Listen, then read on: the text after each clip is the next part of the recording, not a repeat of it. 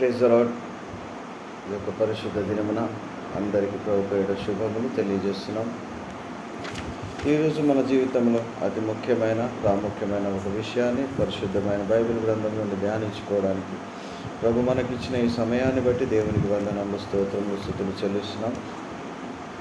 దేవుడే వాక్యమును వెనుకల్లో నీరు గట్టి ఫలించేలా దైవాత్మ దేవుడు సహాయం చేసి మనందరితో మాట్లాడలాగిన ప్రభుకే మహిమ గంట ప్రభావాలు చెల్లిస్తూ యేసునామమున పాడుస్తున్నాం తండ్రి, ఆమేన్. మన జీవితంలో ప్రియమైన దైవ కుమారులారా, దేవుని జనాంగమా, దేవునితో పిలువబడి దేవుని ఆయుష్లు ఆరోగ్యాన్ని మనకు అనుగ్రహించిన దేవుని కుమారులుగా కుమార్తెలుగా మనందరినీ చేర్చుకున్న దేవునికి ప్రభు పేరిట మీకు అందరికీ వందనములు తెలియజేస్తున్నాం.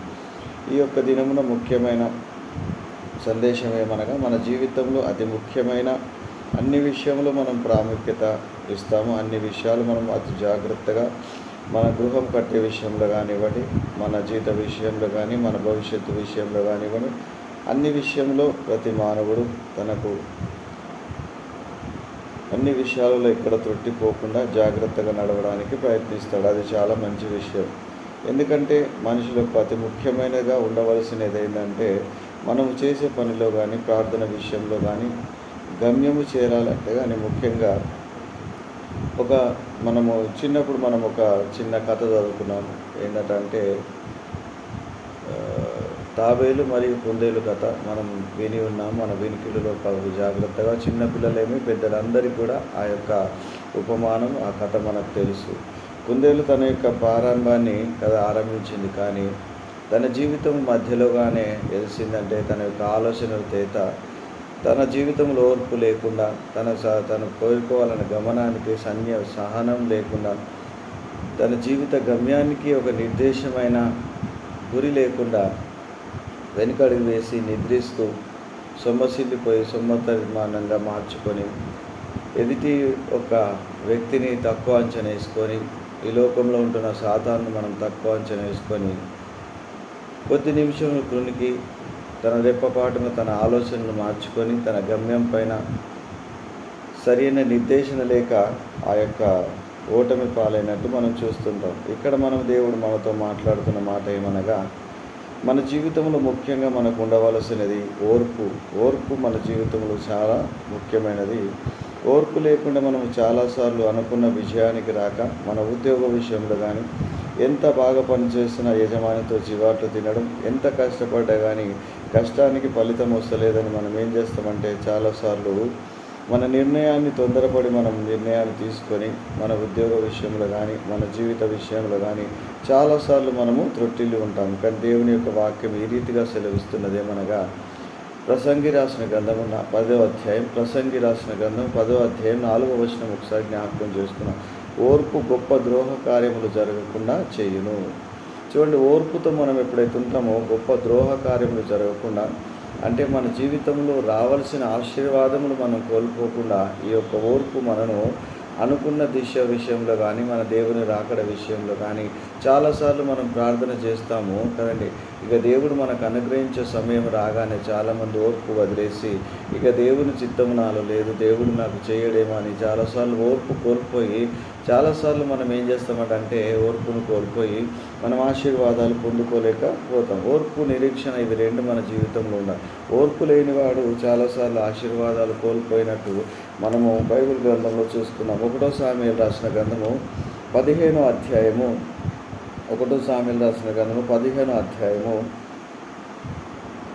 24వ వచనం మనం చూసినట్టయితే, సౌలు జనులను జడిసి వారి మాటలు వినినందున యెహోవా ఆజ్ఞను నీ మాటలను మీరి పాపము తెచ్చుకొంటివి. కాబట్టి నీవు నా పాపమును పరిహరించి నేను యెహోవా మొక్కుబడి తిరిగి రమ్మని సామెయలను అనను. చూడండి, ఇక్కడ సౌలు అనే ఒక వ్యక్తి మన ముందుకు దేవుడు ఉంచాడు. ఉపమానంగా సౌలుకు దేవుడు ఆజ్ఞాపించాడు ఏమన్నటంటే, అమలేకీయులను మరియు అమలేకీయులను దేవుడు సంపూర్ణంగా హతమార్చేసి, దేవుడు అందులో ఉన్న ఏది కూడా శపితమైనది ముట్టకుండా సమస్తాన్ని కూడా నిర్మూలం చేయమని దేవుడు ఆజ్ఞ ఇయ్యగా సమూయేలు ద్వారా ఆజ్ఞ పొందిన సౌలు అన్ని చేశాడు, కానీ చివరికి అందులో ఉన్న పనికిరాని వాటిని నశింపజేసేసినాడు, సంహరించినాడు. కానీ దేవుడు ఏదైతే దాంట్లో ఉన్నది ఎడ్లని కానీ ఏది కానీ దేవుడు ముట్టకూడదని సౌలుకు చెలివియగా, సౌలు తన ఓర్పును సహనమును వదిలివేసి దేవుడు చెప్పిన మాటను వినకుండా బలులు అర్పించడం కంటే దేవుని మాట జాగ్రత్తగా ఆలకించడం శ్రేష్టమని దేవుని యొక్క వాక్యం సెలవిస్తుంది. చూడండి, బలులు అర్పించడం కంటే ఆజ్ఞలు వేయకుండా పొట్టెలను కొవ్వును అర్పించడం కంటే దేవుని మాట వినట శ్రేష్టమని ప్రభు యొక్క వాక్యం సెలవిస్తుంది. మరి ఈరోజు దినమున చాలాసార్లు మనము దేవుని మాటను వినక దేవుని యొక్క గమ్యం దేవుడిచ్చే ఆశీర్వాదములకు మన ఓర్పు లేకుండా ఆయన తొందరపడి ఏం చేసినాడంటే అక్కడి వాళ్ళ మాటలకి జనుల మాటలకు తడిసిపోయి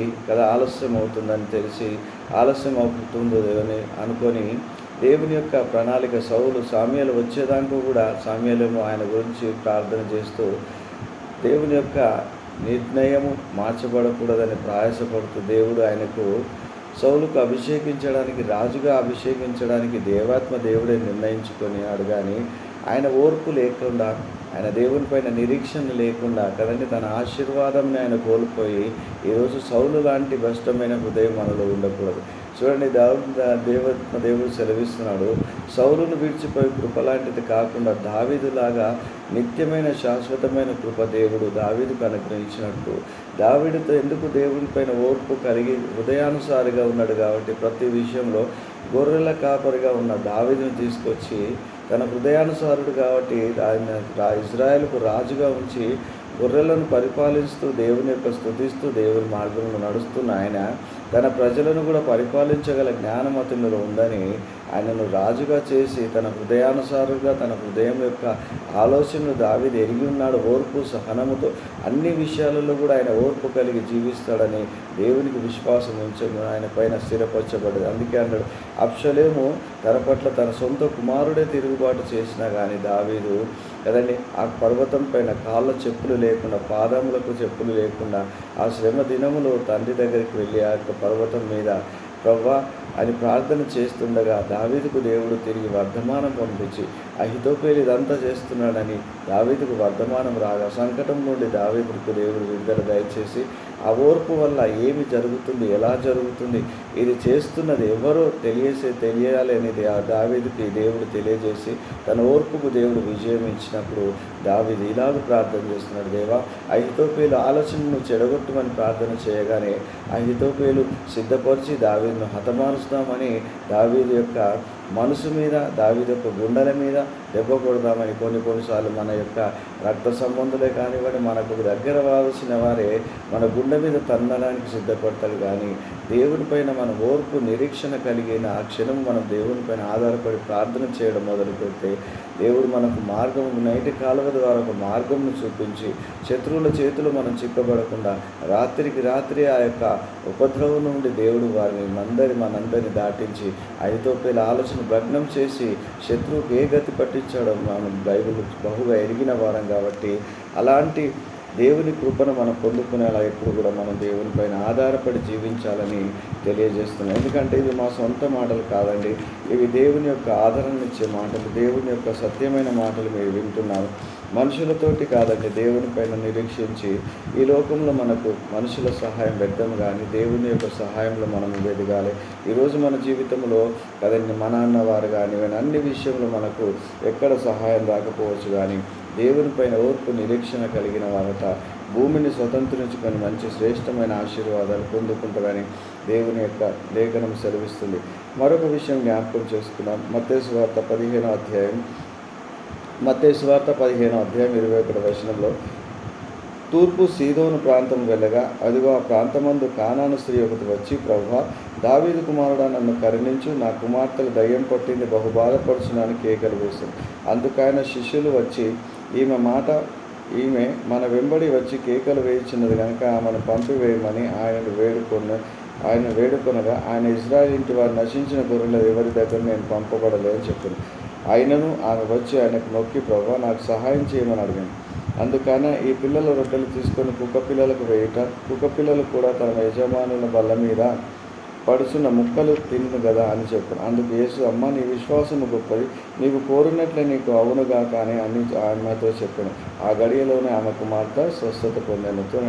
దావీదు కుమారుడా నన్ను కరుణించమని సీదోను ప్రాంతమునకు వెళ్ళ ఆ ప్రాంతం నుండి కానాను స్త్రీ ఒక ఆమె వచ్చి తన దేవా నా కుమార్తె దయ్యం పట్టున్నది, బాధపడుచున్నది, ఆయన కేకలు వేయుచున్నది తండ్రి. ఎక్కడ కూడా నేను వ్యాధులను నేను వైద్యులను సంప్రదించాను, ఎంతో ప్రయాసపడ్డాను, కానీ ప్రభా నేను ఓర్పు నీ దగ్గరకు వచ్చానని ప్రభు దగ్గరికి వచ్చినప్పుడు ఆ యొక్క ఆమె స్థితి చూసి, ఆమె పరిస్థితి చూసి ఆమె కేకలు వేస్తుంటే అక్కడ చుట్టూ ఉన్న ఇజ్రాయేల్ వారు ఏమంటున్నారు, ఆమె వచ్చి కేకలు వేస్తుంది, మనకు డిస్టర్బెన్స్ చేస్తుంది అని ఏం చేస్తున్నారు, ఆమెను వెళ్ళగట్టడానికి అక్కడ ఉన్నవారే ఇజ్రాయేలులే ఆమె పైన కనికరం చూపించకుండా త్రోసివేయడానికి సిద్ధపరుస్తున్నారు.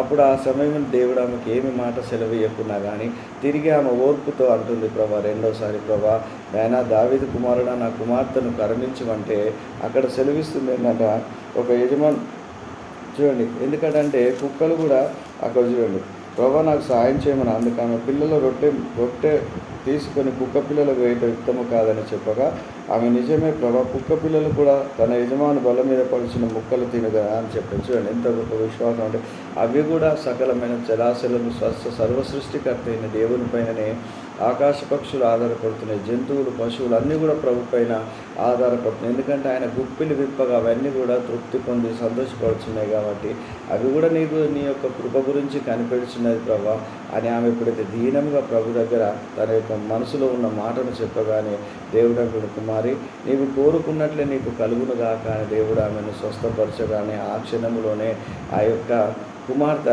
కారణం స్త్రీ యొక్క కుమార్తె సంపూర్ణ స్వస్థపరచబడి ఆ దయ్యం నుండి విడుదల పొంది శ్రమల నుండి విడుదల. ఈరోజు దయ్యం బాధలు మనకు లేకున్నా, శత్రువులనే బాధలు ఉన్నా కానీ, అపజయమనే బాధలు ఉన్నా కానీ, ఎలాంటి బాధలలో మనం ఉన్నా కానీ దేవుడు ఈ రీతిగా సెలవిస్తున్నాడు. మొదటిసారి దేవుడు జవాబు ఆమెకు ఇవ్వలేదు, ఆమె విసిగిపోలేదు.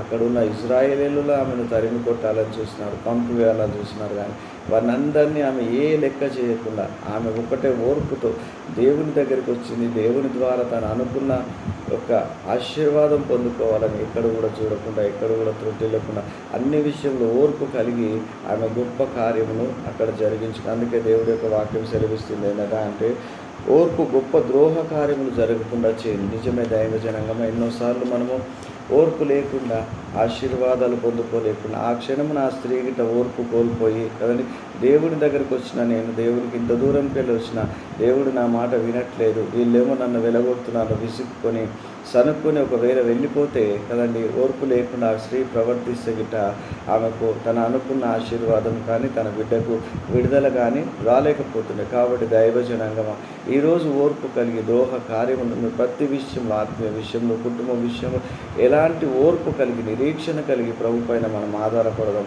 ఓర్పు గొప్ప ద్రోహ కార్యం నుండి మన విడుదల దయచేస్తుందని ప్రసంగిలో సెలవిచ్చిన ప్రకారం మనం మన హృదయాలను ప్రభుకి అర్పణ చేసుకొని ఓర్పు కలిగి జీవిద్దాం.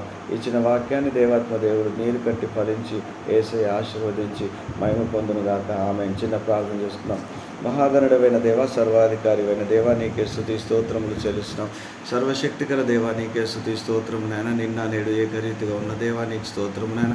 ఈ వాక్యం వింటున్న ప్రతి బిడలు నాయన ఓర్పు సహనము కలిగి నిరీక్షణ కలిగి నీరాకడకు మమ్మల్ని సిద్ధపరచండి నాయన. ఏ విషయంలో ఓర్పు కోల్పోతున్నామో తని దయచేసి ఓర్పు నాయన తల్లి కోల్పోకుండా ఓర్పుతో సహనంతో నిరీక్షణ కలిగి గొప్ప ద్రోహ కార్యములు జరగకుండా నాయన తల్లి మేము నాయన మా ఆశీర్వాదాలు సౌలులాగా కోల్పోకుండా మీరే సహాయం చేయండి. ఆయన కానాను స్త్రీ ఓర్పుతో ఎలానైతే ఆశీర్వాదాలు పొందుకుంటాయి అలానైనా మా ఆత్మీయ జీవితంలో మా కుటుంబ విషయంలో అన్ని విషయంలో ఓర్పు కలిగినైనా గొప్ప విజయాలు మేము చూసేలా కృపను దయచేయండి. వాక్యం వింటున్న ప్రతి బిడ్డనైనా ఓర్పు సహనము కలిగినైనా ప్రార్థన విజ్ఞాపనను నిత్యం నిలకడగా వాక్య విషయంలోనైనా నీ యందు అభివృద్ధి పడే కృపను మీరు దయచేయము. అయ్యానైనా మా బిడ్డ జీవితంలోనైనా కానాను స్త్రీ నీ దగ్గరకు వచ్చింది ప్రభు. అలానే ఈరోజు దేవ నేను నీ బిడ్డలమైన మేము నేను నీ సన్నిధికి వచ్చాము తండ్రి, నీ నామం ప్రార్థిస్తున్నాం తండ్రి. జీవితంలో ఒకటి సావాసాన్ని సొంత స్థలం మీరు దయచేయండి ప్రభు. అయ్యా నిష్కపటమైన సేవ చేసే కృపను దయచేసి స్వార్థపూరితమైన సేవ కాకుండా నిస్వార్థమైన సేవ చేసే సహాయం చేయి. సొంత స్థలం దయచేయి ఆయన తండ్రి. మా సేవలోనైనా తండ్రి జీవితంలో సహవాసంలోనైనా మాకు ఇచ్చిన పిలుపు మాకు ఇచ్చిన వాగ్దానములు మీరు జ్ఞాపకం చేసుకొని కుటుంబానికి నమ్మకంగా ఉండాలి ప్రభు, సేవకు నమ్మకంగా ఉండాలి తండ్రి ప్రభు, పరిచర్యకు నమ్మకంగా ఉండాలి ప్రభు. నాయన ఇది మాకు ఇచ్చిన పిలుపును నాయన తండ్రి ఎవరి ముందు మేము నాయన తండ్రి ప్రభు నాయన తండ్రి తలదించుకునేలా కాకుండా నీవే సహాయం చేయి. నీ సేవ ప్రభానైనా నీవే యెహోషువ ఒకటి బట్టి దేవజలుడు సావాసాన్ని మమ్మల్ని అందరూ నిలబెట్టి నీ కృపలో జ్ఞాపకం చేసుకో. దినదినం ఆత్మీయనైనా ఆహారంలో అభివృద్ధి పరిచినైనా ఆత్మలు బలపరిచినైనా దేవాదా వేటుగాడుగానైనా నీ యొక్క మార్గంలో మేము నడిచే కృపను దయచేయు. జీవజలుడు సావాసాన్ని మా సేవను మా కుటుంబాన్ని మా సర్వాన్ని వాక్యం వింటున్న ప్రతి బిడ్డను సర్వలోకం నీ పాదాల దగ్గర నిజమైన దేవుడిగా తెలుసుకొని నీ జీవ బూటలో స్థిరపరిచి ఆయన బూది నీ సాక్షిగా నిలబెట్టి మైంపొందు మమ్మల్ని తగ్గించుకుని నీ నామాన్ని హెచ్చిస్తూ యేసుక్రీస్తు వారిగా నా ఘనమైన నామం అతి వినయంగా ప్రార్థించి అడిగి వేడుకుంటున్నాను పరలోకపు మా తండ్రి. ఆమేన్.